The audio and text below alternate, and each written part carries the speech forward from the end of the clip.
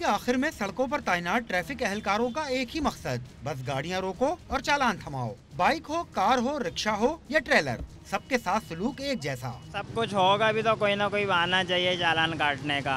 ये लोग नाजायज बहुत करते हैं, रिश्वत लिए बगैर छोड़ते नहीं है। आपके पास लाइसेंस भी हो, शनाख्ती कार्ड भी हो, आपका और आपके पास कागजात भी हो, उसके बाद बोलते हैं आप रोड परमिट दिखा दें, रोड चालान दिखा दें। ये इनको आप पैसे दे दें, आपके हर चीज पूरी है। गाड़ियों की ताक में लगे ट्रैफिक एहलकार कहते हैं कि चालान तो सारा साल ही करते हैं, टारगेट पूरा करने का इल्जाम बेमायने है। अब तो चालान पर कमीशन भी नहीं मिल रहा, बिला वजह चालान क्यों करेंगे। नवंबर दिसंबर में चालान का रेशो बढ़ जाता है। हम तो एज पर रूटीन चालान कर रहे होते हैं।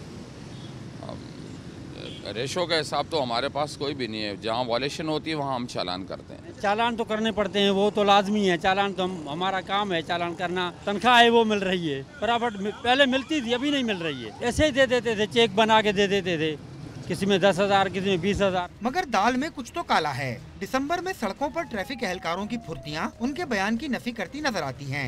कैमरामैन मोहम्मद अली के साथ सैयद ज़ीशान अहमद, डॉन न्यूज़, कराची।